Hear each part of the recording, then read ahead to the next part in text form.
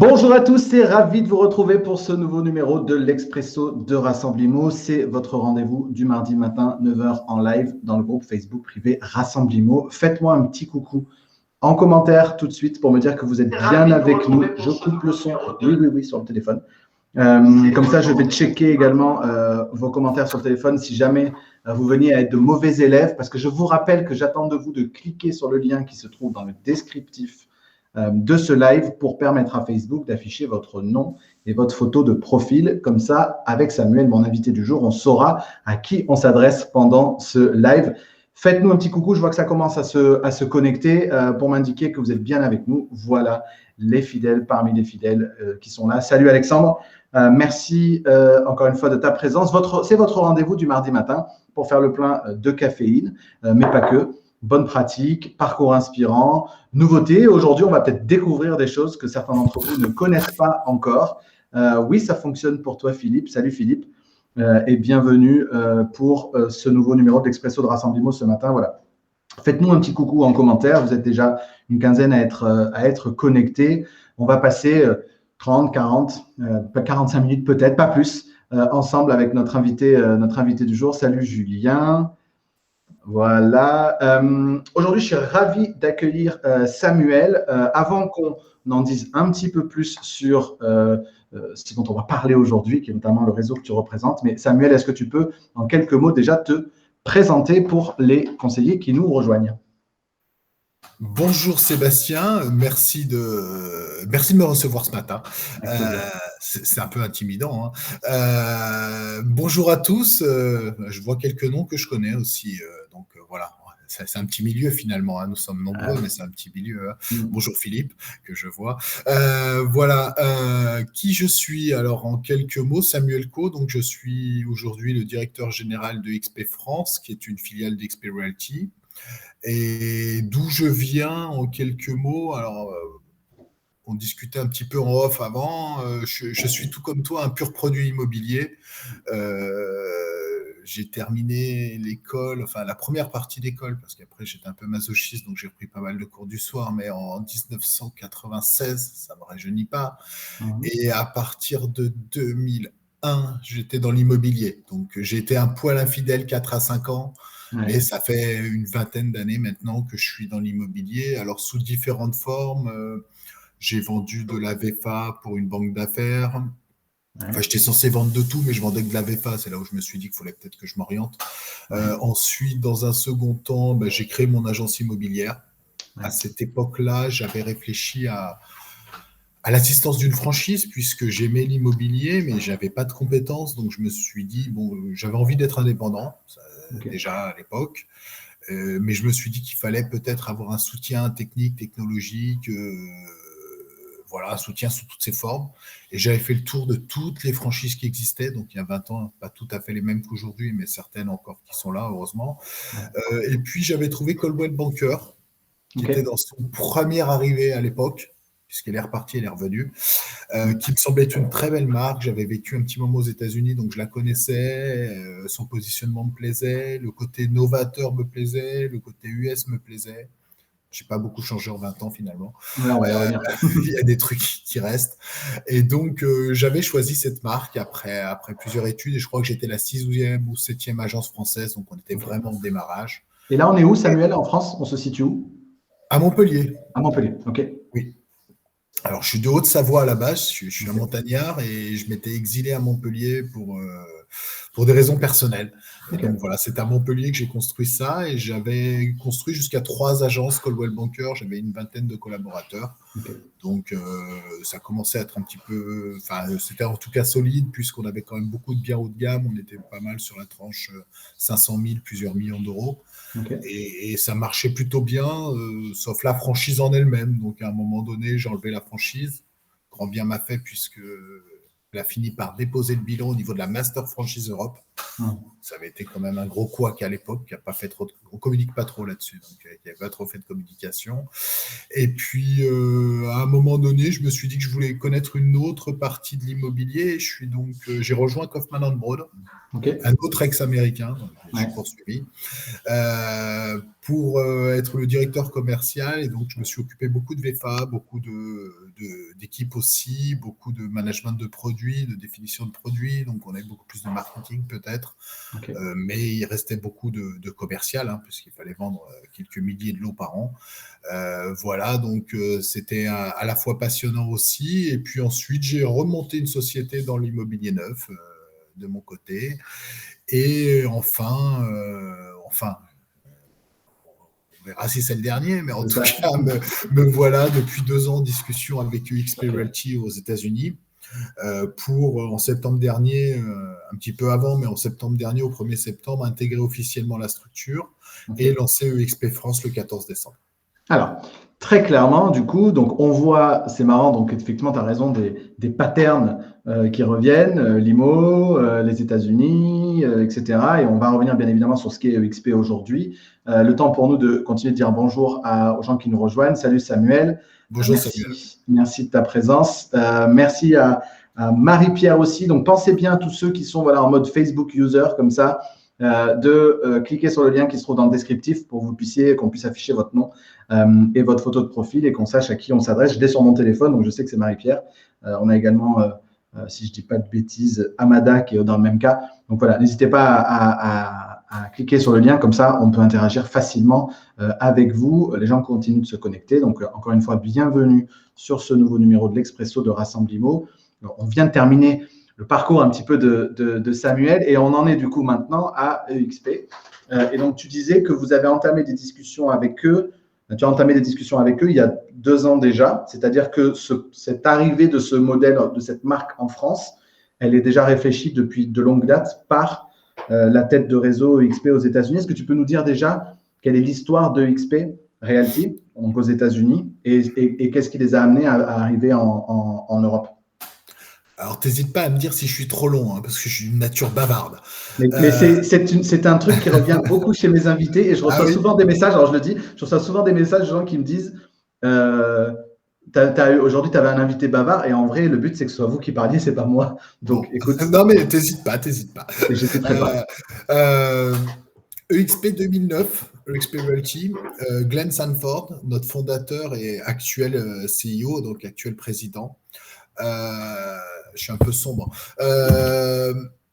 En fait, c'est quelqu'un qui a beaucoup œuvré dans l'immobilier résidentiel aux États-Unis, Keller Williams entre autres, pour ne pas les citer, et dans la technologie. Il avait beaucoup travaillé la Leeds, etc. Et à un moment donné, 2009, je le rappelle, c'est après la crise des subprimes, donc il y a quand même comment dirais-je, un dynamisme immobilier qui après, enfin voilà, ils ont pris, nous aussi du reste, parce que moi j'avais mon agence à cette époque-là, donc je me rappelle bien. Je décrochais le téléphone pour voir pourquoi il ne sonnait pas, s'il y avait un problème. Il n'y avait pas de problème. Donc Glenn, en fait, se dit que le modèle n'est plus bon et qu'aujourd'hui, il faut quelque chose qui rémunère plus celui qui bosse. Et celui qui bosse, c'est l'agence et le conseiller. En France, on aime bien employer conseiller. Aux États-Unis, c'est beaucoup agent, donc je flirte entre les deux. Donc, il se dit qu'il faut arriver à trouver un modèle économique qui fonctionne pour l'entreprise, pour l'agence, mais qui rémunère mieux le conseiller. Et pour ça, il ne voit qu'un truc, c'est la technologie. Il considère qu'on doit être une plateforme de service, qu'on doit apporter de la technologie au conseiller, un maximum de technologie pour générer, c'est vieux comme le monde, des économies d'échelle. Et qu'avec le volume, là aussi, il va y avoir une grosse économie d'échelle, et qu'à partir de là, il va pouvoir proposer quelque chose qui, finalement, rémunère mieux celui qui fait le job, parce que c'est la réalité, et que si celui-ci est, entre autres, mieux rémunéré, mieux considéré, mieux équipé, mieux outillé, il va être plus heureux, plus serein. On va essayer de lui mettre une stabilité, agir en bon père de famille. Alors, il y a des notions qui sont très américaines, mais qui finalement s'adaptent très bien. Elles peuvent faire sourire, mais elles s'adaptent assez bien. Agir en bon père de famille, notamment. Elle m'a fait sourire au début, mais elle a du sens quand on va regarder sur le fond. Et que de ce fait, il va mieux servir ses clients. s'il est mieux dans sa peau, s'il a des meilleurs outils, s'il est mieux rémunéré, eh ben, le client final, parce qu'on me demande souvent, mais on est en fait une opération B2B2C.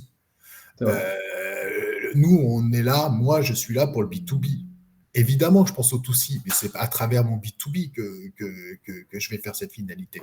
Donc, c'était vraiment l'idée de base et c'est assez drôle ou normal ou bien que quelques années, 12 ans, 11 ans après, on est exactement dans le même postulat. Moi, j'ai l'occasion de voir Glenn assez fréquemment en brainstorming, puisqu'on reste en mode startup. On est 55 000 dans le monde, mais on reste en mode startup, donc il nous voit assez régulièrement. Et il est tout le temps dans ce même état d'esprit, quoi. Donc, ça n'a pas bougé à ce niveau-là. Alors, on ne va pas faire de démagogie, on n'est pas philanthrope, c'est une entreprise qui est là pour gagner de l'argent, patati, patata. Elle est cotée au Nasdaq aujourd'hui, elle est valorisée plusieurs milliards de dollars. Donc, voilà, il n'y a pas de démagogie. Les États-Unis seraient mal placés pour avoir Enfin, il y a peu de sociétés philanthropes aux États-Unis, il doit y en avoir, mais je ne les connais pas. Mais néanmoins, voilà, l'idée de base et l'idée de fond, elle est vraiment la tech et les agents. Mais aussi, et c'était on en parlait tout à l'heure en off, une nouveauté à l'époque, en tout cas aux États-Unis, peu fréquent en tout cas, ces économies et cette reversion plus grande aux conseillers, elle était aussi liée à un modèle sans bureau. Et là, c'est une des premières innovations sur lesquelles je voudrais qu'on revienne, ou en tout cas la spécificité de XP sur lesquelles je voudrais qu'on revienne, c'est un modèle sans bureau. Donc jusque-là en France, on se le disait tout à l'heure, on commence à connaître un petit peu maintenant le modèle. Pour autant, il y a une nouveauté parce que sans bureau ne veut pas nécessairement dire sans interaction entre les gens qui sont à l'intérieur et sans écosystème qui leur permet d'interagir au quotidien. Est-ce que tu peux nous en dire plus là-dessus si tu vois de quoi je parle? Alors oui, tout à fait. Alors c'est vrai que c'est une de nos particularités, un de nos plus, ce que tu veux bien. Mais on a une plateforme qui s'appelle Virbela, puisque c'est une société, qui en fait, alors toujours très difficile de la décrire oralement, même si je fais l'exercice depuis un petit moment maintenant, mais voilà, les images, c'est un peu plus parlant et le vivre, c'est encore plus parlant. C'est-à-dire que les images donnent un premier aspect. À partir du moment où les gens, et j'ai fait l'expérience plusieurs fois avec différents types de personnes, des journalistes, des formateurs, voilà, il y a la première appréhension moi-même, il y a les premières 5 minutes en se disant c'est rigolo, Second Life, et puis ensuite l'utilisation réelle de l'outil où là on se dit ah ouais, mais en fait ça le fait, quoi. On est dans du phygiciel. On est vraiment entre le physique et ce côté digital où on arrive à avoir les deux en même temps. Cette plateforme, en fait, très clairement, elle est sous-traitant au départ. On a choisi cela pour nos économies. On l'a tellement aimé qu'on l'a acheté. C'est-à-dire qu'aujourd'hui, Virbela fait partie à 100% du groupe, ce qui ne l'empêche pas de continuer à travailler à l'extérieur. Elle a notamment, je crois que j'ai appris en France qu'elle avait un conseil général dans le nord de la France. Okay. Voilà, pour la France. Mais au niveau États-Unis, cet été, à cause du Covid ou grâce au Covid, je ne sais pas, mais plutôt à cause d'eux. Elle a notamment fait, je crois, le MIT, les universités d'été, Harvard. Donc voilà, elle continue à proposer beaucoup de choses, notamment c'est une superbe plateforme de formation et elle continue à développer pas mal de choses. On est plus que son client puisqu'on est son propriétaire aujourd'hui et c'est vrai que nous, elle nous a développé une île où on se retrouve tous. Je reviens juste sur un tout petit point. Le home office, tu dis que c'est quelque chose qu'on connaît en France et je suis totalement d'accord, on en parlait avant le démarrage. Mais nous, on va encore un petit peu plus loin. Parce qu'en fait, ce n'est pas les 55 000 agents qui sont représentés par un avatar et qui sont en home office. C'est l'ensemble de la compagnie. On n'a aucun siège social nulle part dans le monde. Je vous parle de chez moi. Je suis le patron France. Si vous parlez à mon collègue indien, ça va être la même chose. À mon collègue canadien, ça va être la même chose. Et si vous regardez une vidéo tout à l'heure de Glenn Sanford, vous allez le voir dans son salon. Donc ça, pour le coup, notamment encore plus en 2009, si c'était déjà le cas en 2009, et je crois que c'est le cas, une entreprise, ce qu'on appelle 100% remote, donc 100% télétravail, pour le coup, il y a 12 ans, c'était particulièrement couillu.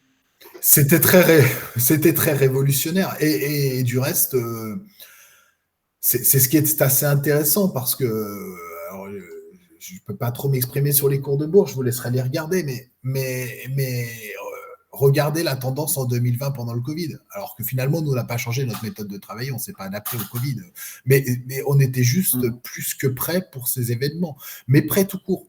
C'est-à-dire qu'aujourd'hui, sincèrement, et on en parlait aussi un tout petit peu, mais de pouvoir chaque semaine, alors vous me direz, il y a Zoom, bon, il n'était pas là il y a un an, mais aujourd'hui il y a Zoom, mais de pouvoir chaque semaine rassembler nos avatars plusieurs fois par semaine et discuter avec le patron on est 15 pays aujourd'hui, puisqu'on va en parler certainement de la croissance internationale, mais je parle avec tous les patrons de chaque pays, nous échangeons des bonnes et des mauvaises pratiques chaque semaine, plusieurs fois par semaine.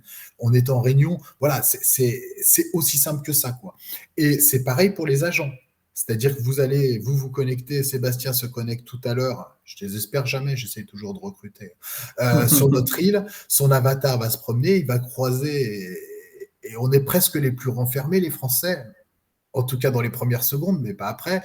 Alors, il y a la barrière de la langue, en effet, mais sinon, il va croiser un Américain, un Australien, un agent d'Afrique du Sud qui va discuter avec lui, qui va échanger. Ah, super, la France, mais t'es où? J'adore Paris, Nice, mais je connais trop bien. J'y suis allé en vacances, je vais y retourner cette année dès qu'il n'y a plus le Covid. Et toi, t'es où? Je suis à Cape Town. Et je vous jure que ça se passe comme ça. Et je vous jure que ça crée du business. Parce que c'est bien joli. On ne cherche pas forcément des amis, quoique nous sommes tous sur les réseaux sociaux, mais pas forcément pour chercher des amis. Mais en tout cas, pour générer un cercle autour de nous et autour d'une passion commune ou d'un business commun. Et c'est vraiment le cas. Et quand on le fait à 55, 60 000 sur une quinzaine de nationalités, ça devient très, très sympa. Ça prend vraiment une dimension tout autre. Ok. Donc, l'ensemble de l'écosystème se trouve sur cette plateforme-là virtuelle. Tu parlais Second Life, etc., pour ceux qui connaissent, etc. Donc, tu as ton avatar, tu te balades dans le réseau, finalement, dans le réseau UXP. J'imagine que tu as accès à l'ensemble des services directement là-dedans. Avant qu'on rentre là-dedans, parce qu'on est allé un peu rapidement, du coup, pour revenir juste un cran en arrière, EXP, donc, tu le disais, 2009 aux États-Unis, et maintenant un développement à l'international. Est-ce que tu peux nous en dire un petit peu plus sur à quoi ressemble le XP aujourd'hui à l'international? Et ensuite, on continuera sur cet aspect service inclus dans la plateforme. Oui, alors en fait, UXP s'était beaucoup développé sur son marché domestique, donc sur les États-Unis. Bon, les États-Unis, c'est 52 pays différents, puisque chaque État a sa propre gouvernance et sa propre vision de l'immobilier, même s'il y a quand même pas mal de choses en commun. Ensuite, gentiment, ils avaient ouvert 3 pays anglo-saxons, à savoir le Canada, l'Angleterre, enfin UK, et l'Australie. Okay. C'en était là, moi, quand j'ai commencé à discuter avec eux, et il y avait une velléité, une volonté de s'internationaliser. Pourquoi? Parce que ça fonctionnait, parce que le modèle était exponentiel, parce qu'ils avaient du cash, parce que voilà, donc ils avaient envie de continuer l'internationalisation. Ils ont recruté une personne qui a changé complètement la chose. Donc notre CEO au niveau d'XP Realty, c'est Jason Gazing, et Jason a recruté Michael Valdez. J'en dis 2 mots parce que Michael Valdez, en fait, il était le patron, le vice-président international du groupe Realogy pendant 15 ans. Le groupe Realogy, pour mémoire, c'est Century 21, c'est Sotheby's, c'est Era, c'est Home & Gardens. Donc, c'est un certain nombre de marques que nous connaissons très bien. Et il a ouvert plus de 70 pays pour ce groupe. Donc, c'est l'homme qui a ouvert l'international au groupe Realogy. Et comme souvent aux États-Unis, en plus, il y était depuis 15 ans, il est venu avec son équipe, donc Megan Keeley, qui était sa numéro 2 là-bas, qui nous a rejoint. Donc, on a fait, il y a pile un an de ça, EXP a recruté, j'ai envie de dire, des pointures du développement international en immobilier au sein de XP et qui aujourd'hui moi, c'est mon patron direct. Donc voilà, je travaille avec Michael régulièrement et avec Megan, bien évidemment, au niveau des opérations. Et avec là, la volonté d'accélérer. OK. Alors, on est en septembre, je fais vite, mais pour l'international, on est en septembre 2020, en plein Covid. Septembre, c'est pas très, très drôle. Et sans prendre un avion, en fait, Michael annonce, et on annonce à la bourse, puisque côté au Nasdaq, qu'on va développer 5 pays sur un trimestre et qu'ensuite, on va conserver ce rythme entre 3 et 5 pays par trimestre. Aujourd'hui, nous sommes à 15 pays. On fait 1,5 pays par mois. Et on vient d'annoncer, donc là, il nous reste à ouvrir en juin Israël, si je ne dis pas de bêtises, et on vient d'annoncer Panama, l'Allemagne, Panama, l'Allemagne et le Japon. Okay. Donc, on est sur les 5 continents. En Europe, on n'a pas fait le tour, mais presque. On a fait Portugal, Italie, Espagne, France, Angleterre et maintenant Allemagne. Il nous reste quelques pays à ouvrir, mais on a déjà bien couvert. Voilà, donc une vraie volonté maintenant de dupliquer le modèle dans chacun des pays, de l'adapter, pas que le dupliquer. Moi, une de mes missions, ça a été de l'adapter, évidemment. Ça a été une de mes premières grandes phrases, c'est de dire les Français ne fonctionnent pas comme les Américains. Nous aimons ce qui vient des États-Unis, nous l'exploitons du matin au soir. On est sur Facebook Live, je crois, donc c'est bien un produit américain. Certains d'entre vous ont mangé Burger King hier soir, donc ça aussi. Beaucoup d'entre nous ont regardé Netflix. Donc voilà, EXP en plus se considérant comme, a été considéré par les journalistes comme le Netflix de l'immobilier aux États-Unis ou l'Amazon de l'immobilier. On en est assez fiers, ce sont les journalistes qui l'ont souvent évoqué. Mais c'est vrai qu'on utilise des produits américains assez régulièrement. Par contre, il faut les adapter à notre marché. Très bien. On ne peut pas les prendre de façon brute. Très bien. Donc, on a fait le tour de l'histoire du développement. Donc, aujourd'hui, on est 8 mois plus tard, en tout cas en ce qui te concerne pour la France. Et après, on va revenir sur les questions qui nous sont posées. Donc, je reviens cette fois sur Virbela, donc sur la plateforme dans laquelle vous interagissez entre personnel finalement de XP. Quand je suis dans la plateforme et que je suis conseiller immobilier, à quoi est-ce que j'ai accès finalement dans cet univers virtuel qui ne l'est peut-être pas que virtuel d'ailleurs, mais à quoi est-ce que j'ai accès, notamment en termes peut-être d'outils, de formation, etc. Et dans la question que nous pose également Alexandre sur le modèle, se pose également la question de la rémunération, etc. etc. Est-ce que tu peux nous en dire un petit peu plus sur à quoi est-ce que j'ai accès quand je suis conseiller immobilier chez EXP aujourd'hui en France? En fait, notre plateforme, c'est vraiment notre tout. C'est-à-dire que moi, je trouve que ça vient répondre à un besoin. Encore une fois, en France, on ne va pas inventer le conseiller immobilier home office. Certains l'ont fait, bien avant moi. Donc, le modèle existe. Par contre, si on faisait un petit sondage, et il serait intéressant de le faire du reste, mais souvent, peut-être une des problématiques, et moi je l'ai connu notamment en vente en état futur d'achèvement chez les promoteurs, l'isolement dans le bureau de vente. Finalement, ils ont un bureau, mais ils sont seuls dedans.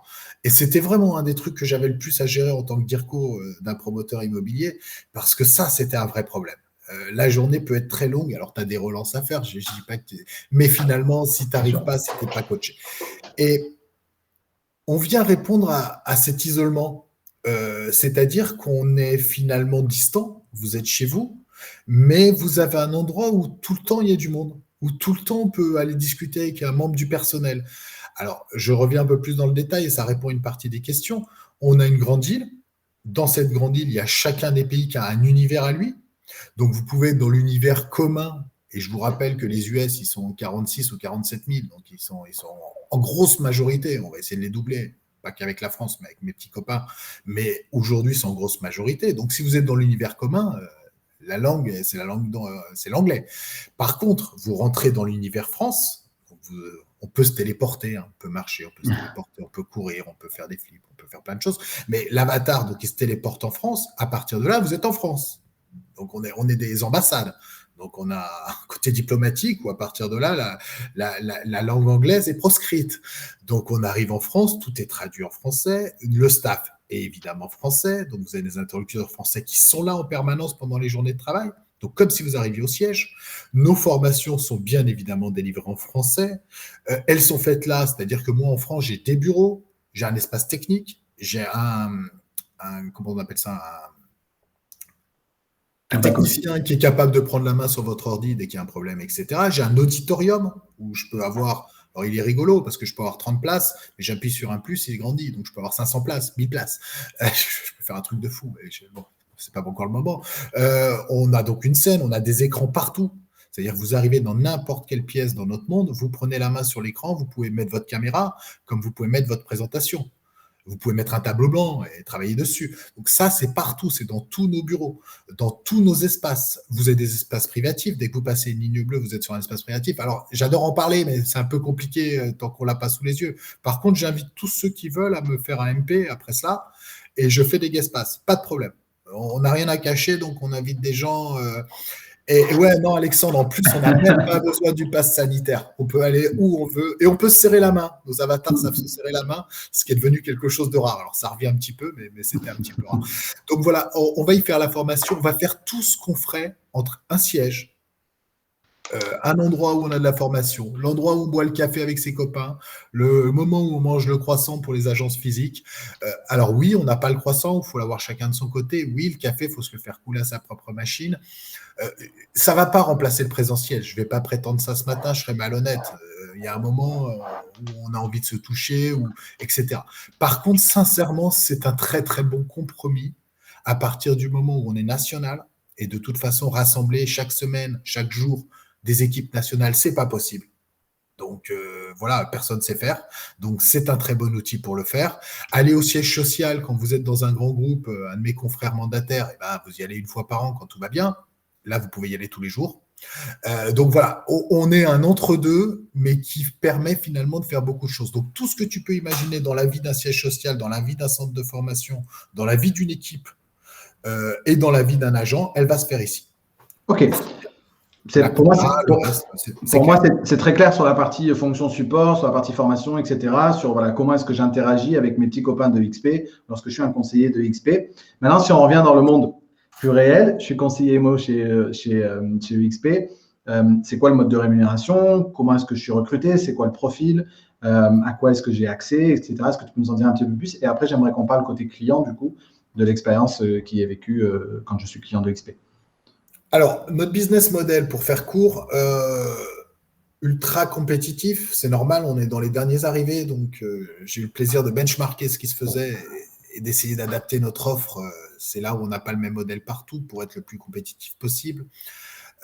Pour faire très simple, on s'adresse à tout le monde, c'est-à-dire qu'on est à même de former des débutants. On est évidemment là pour les gens qui sont en activité et on va aussi s'adresser aux top producteurs puisqu'on a un modèle très attractif pour eux. Je fais très court. Rémunération, 75% pour l'agent, 25% pour EXP. À partir d'un cap qui est très bas, 80 000 euros, 100% pour l'agent. Ok. Donc ça, c'est assez disruptif. Contribution mensuelle, là aussi, je pense que nous sommes plus que compétitifs, 50 euros hors taxe par mois. Ok. Ça, c'est vraiment délibéré. 50 euros qui comprennent la diffusion en illimité. Donc ça, c'est classique. On a un CRM, je vous la fais courte, mais on a un CRM, bien évidemment. Diffusion en illimité, parce que ça, je sais que c'est ce qui intéresse tout le monde. Se loger, Le Bon Coin, Logikimo, À Vendre à Louer, une cinquantaine d'autres sites, PropTech, une quarantaine de sites internationaux avec Lise Globally. Donc tout ça est inclus dans les 50 euros. Le CRM, j'en ai parlé. La formation, validante loi Allure, incluse.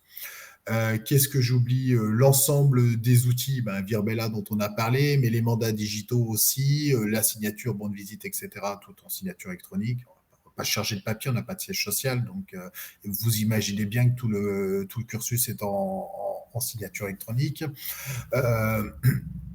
Et qu'est-ce que j'oublie? Je ne sais pas. J'oublie probablement des choses. Alors, en mode de rémunération, j'en oublie un. J'ai parlé des outils. Nous avons... Notre croissance est aussi positionnée sur quelque chose qui a fait la croissance d'autres en France et qui fonctionne très bien, qui n'était pas dans nos mœurs, mais qui est rentré, qui est le marketing de réseau. Ouais. Et en termes de marketing de réseau, là, on a un modèle aussi qui est très, très sexy, et notamment pour ceux qui ont déjà des équipes, puisque nous sommes sur 7 niveaux de profondeur. Et qu'en 7e niveau, pour prendre un exemple, donc voilà, assez loin du parrain initial, vous êtes à 5% du chiffre d'affaires des équipes. Cette partie-là, soyons bien clairs, elle est prise sur la part de EXP. Donc, on parle de partage des revenus chez nous. C'est bien nos revenus que nous partageons. Donc, nos 25%, on en distribue jusqu'à 20% sur les 7 niveaux. C'est un choix et on a une réserve seulement de 5%. Et enfin, dernier point, toujours dans l'idée du partage des revenus. Nous sommes cotés, je l'ai dit à plusieurs reprises, je ne vais pas radoter. Par contre, là aussi, tous les agents sont actionnaires dans le monde. Donc, on distribue des actions de notre société, donc le siège qui est au Nasdaq, à chacun des agents parce qu'on a cette volonté d'être tous dans la même société. On est en distanciel et on veut vraiment être une famille et donc être une seule et même société à travers le monde. Tout ce qui est marketing de réseau, partage des revenus, c'est international. Aujourd'hui, c'est le cas. Hein. J'ai des agents qui nous ont rejoints avec des sponsors en Afrique du Sud, des sponsors au Canada, des sponsors en Inde. Donc, c'est assez rigolo. Et en plus, là aussi, ça nous amène une pure richesse de pratique, de vision de croissance, de vision de développement, puisqu'à chaque fois, ils prennent des conseils auprès de leurs parrains et qu'on a des fois des méthodologies un peu différentes. Donc, c'est très, très intéressant. Oui, parce que deux choses sur ce que tu viens de dire, sur lesquelles je voudrais qu'on revienne, c'est donc sur ce côté participatif. Donc, chaque collaborateur a la possibilité ou automatiquement, comment est-ce que ça se passe? Je voudrais juste qu'on s'arrête sur ce côté participatif, dans le sens où je détiens des actions de la société, et ensuite revenir sur ce côté très ouvert à l'international dont tu parlais, puisque en réalité, il n'y a pas de master franchise. C'est ça, hein, donc vous êtes chacun, quand tu parles justement de rémunération sur d'autres conseillers qui seraient dans d'autres pays, c'est aussi lié au fait qu'il n'y a pas de master franchise. Alors, je vais répondre à l'envers, je vais répondre à la deuxième. Effectivement, alors ça, c'est un point important, je te remercie de le souligner. On est la seule compagnie immobilière dans le monde, à ma connaissance, de cette taille, où en fait, on est tous dans la même boîte. C'est-à-dire qu'on est 55 000 plus le staff, 55 000 agents plus le staff, à être dans la même société. Il n'y a aucune participation différente que XP Realty. Donc toutes les sociétés, que ce soit la française, l'anglaise, l'indienne, peu importe, ont été créées parce qu'il faut une structure en général dans le pays. Mais la société française, pour en parler clairement, c'est une SAS, c'est une SASU, où 100% du capital est détenu par XP Realty. Je n'ai pas 1% des parts. Je ne suis pas franchisé, franchiseur, master franchiseur, peu importe. Donc on n'a aucune, et ça je l'ai connu avec Coldwell Banker avec les difficultés qu'il y a pu avoir à l'époque lors de la première arrivée en Europe. Il y a que des gens qui sont intégrés vraiment dans la boîte, et ça c'est très important parce que à partir du moment où vous avez des capitaux différents, vous pouvez avoir des façons de voir différentes, vous pouvez avoir des gestions différentes, des accords différents, voire des discussions plus longues, simplement pour mettre tout le monde d'accord. Là, finalement, à partir du moment où, même si c'est participatif, mais où notre conseil d'administration est d'accord tout en haut, ça découle, quoi. Enfin, il n'y a pas de débat. Ça va se passer comme ça pour tous les pays. Il n'y a pas chaque pays qui va dire non, moi, je ne veux pas. Voilà. Et pour répondre à la première partie de ta question, chacun de nos conseillers se voit remettre des actions dans des moments de première vente. Il a des actions. Il atteint son cap, il a des actions. Il recrute quelqu'un qui fait une vente, il a des actions. Donc ça, ce sont des actions gratuites. Et deuxième possibilité, c'est un programme volontaire où là, il peut décider d'épargner. Toutes mes commissions, je décide que 5% de mes commissions sont affectées, donc il y a 5% qui est conservé, à l'achat de titres. Et là, je vais les acheter à un tarif préférentiel, moins 10%. Ok, c'est donc, très clair. C'est très clair. Je voudrais juste qu'on précise, parce que tu as beaucoup parlé dans ton parcours d'immobilier neuf, que quand on parle de XP, on ne parle pas nécessairement d'immobilier neuf plus que d'autres choses. On parle bien de transactions dans l'ancien, dans le neuf peut-être aussi, Samuel?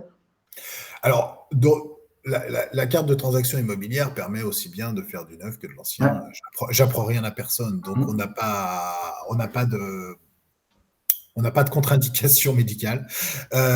Néanmoins, on a 4 mois d'existence aujourd'hui. Oh, qu'il est beau.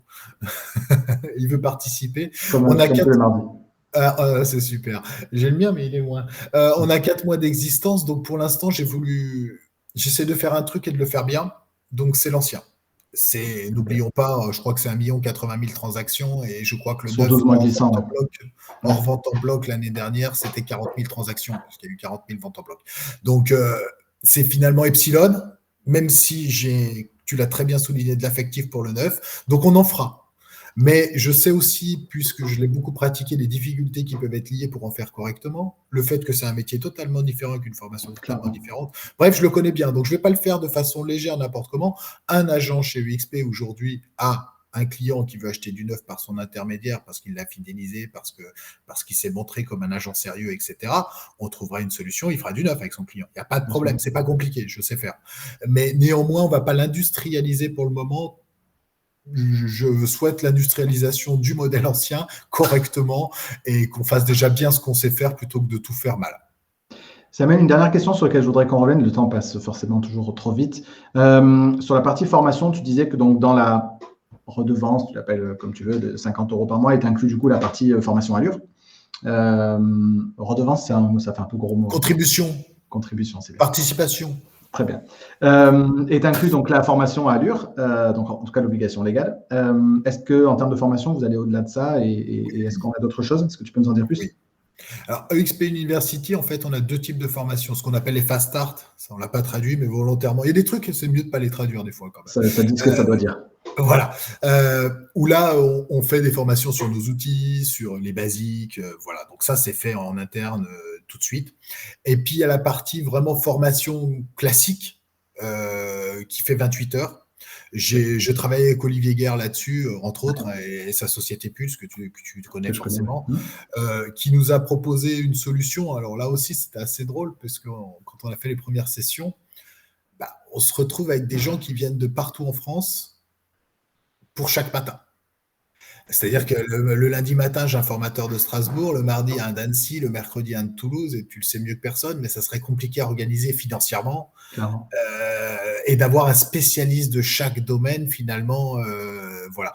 Donc ça, c'était plutôt sympathique, et on a vraiment une bonne qualité de formation. Et puis, on fera d'autres types de formations. On fait intervenir, alors là, jeudi dernier, j'avais la FF2I, la Fédération de la PropTech, qui est venue faire un afterworks dans notre monde. Donc, ils se sont mis en avatar, ils sont tous venus dans notre monde. Donc voilà, on est open, on n'est pas du tout fermé sur nous-mêmes, et demain, on peut organiser plein de choses. On peut faire venir d'autres sociétés de formation, on peut faire venir d'autres sociétés de coaching, mais pour l'instant, on a prévu un parcours interne, un parcours initial de 28 heures validant, un parcours de perfectionnement et des masterminds dans un troisième temps pour atteindre l'excellence. Il faut savoir aussi qu'on a une gamme de conseillers qu'on appelle Icon, je fais très vite là-dessus, mais je n'en avais pas parlé, qui sont des top producteurs, 2% à peu près des producteurs dans le monde. Ces gens-là, finalement, ils ne payent plus XP. Même les 25% dont je t'ai parlé, je la fais courte, mais ils ne les payent plus. Mais on leur demande par contre de donner de la formation. On leur demande de partager leur savoir, leurs compétences, leurs tips. Pourquoi ils en sont à ce niveau-là? Donc, on leur demande, en échange de ne plus payer, c'est notre modèle, tu payes plus, mais tu nous aides. Enfin, tu aides tes copains surtout à devenir aussi bons que toi. Le but est que tout le monde soit bon. Là, donc là, on peut vraiment l'appeler contribution, du coup. C'est une vraie contribution personnelle, cette fois, humaine. Bon, c'est cool. Familiale.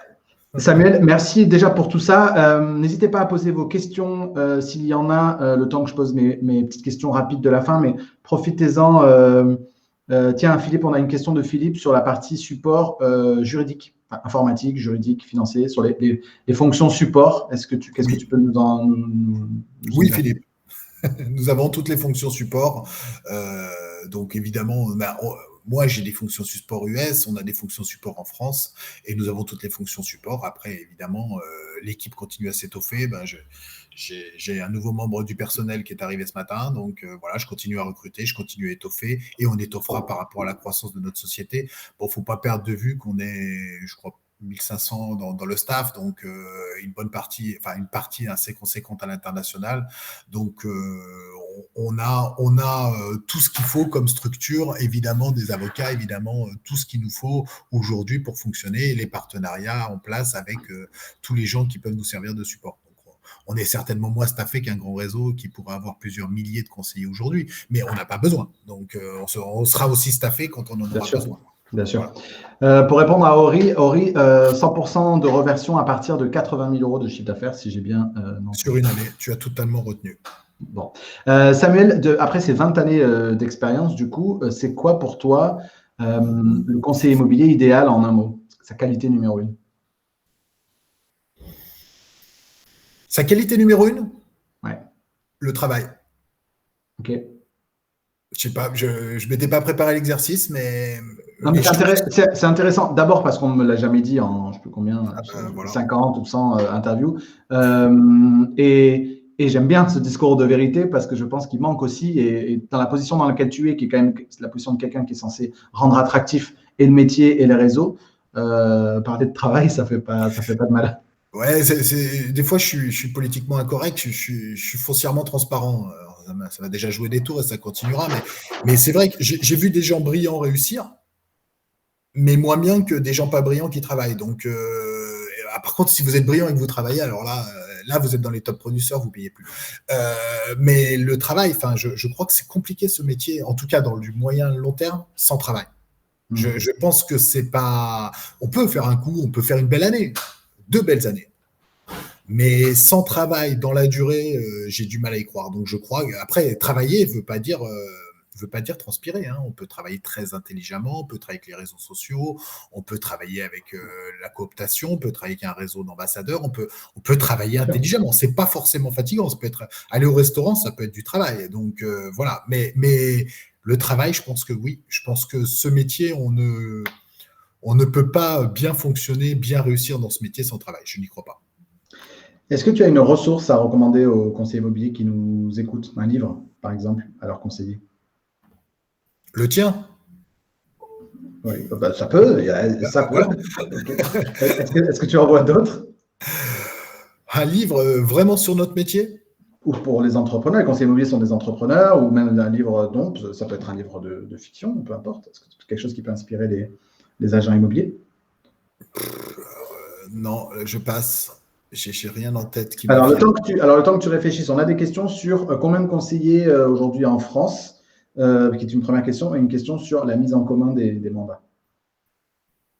Alors, la mise en commun des mandats, c'est-à-dire le fait qu'on partage, oui, bien sûr, on est une seule agence.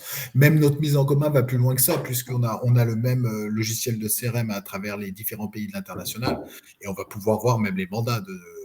Je peux regarder le Portugal, par exemple. Je peux regarder l'Espagne.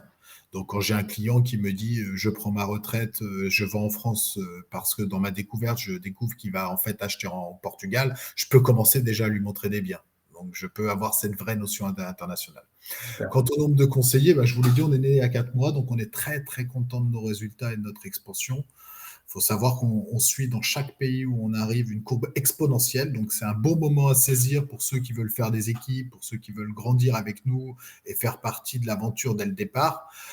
Alors, c'est déjà plus dès le départ parce qu'on est déjà un petit nombre. Par contre, je ne peux pas communiquer sur les chiffres puisque nous sommes une société cotée. Donc, tant qu'il n'y a pas de communiqué officiel, je ne peux pas le faire. Donc, il y en aura un bientôt, je pense, pour la France. On en a assez régulièrement sur les nombres. Mais voilà, autrement, je ne peux malheureusement pas faire de délit d'initié pour vous. On serait tous embêtés, vous y compris.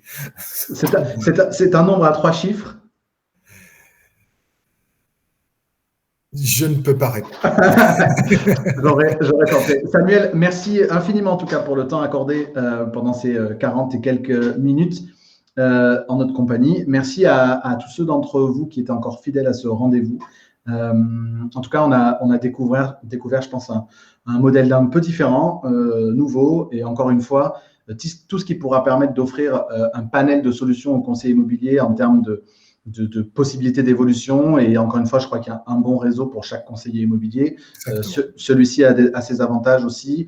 Voilà, à vous de vous faire votre propre avis de ce point de vue-là. Le plus important étant bien évidemment, encore une fois, qu'on aille tous chercher nos parts de marché sur le particulier. Je le répète encore une fois.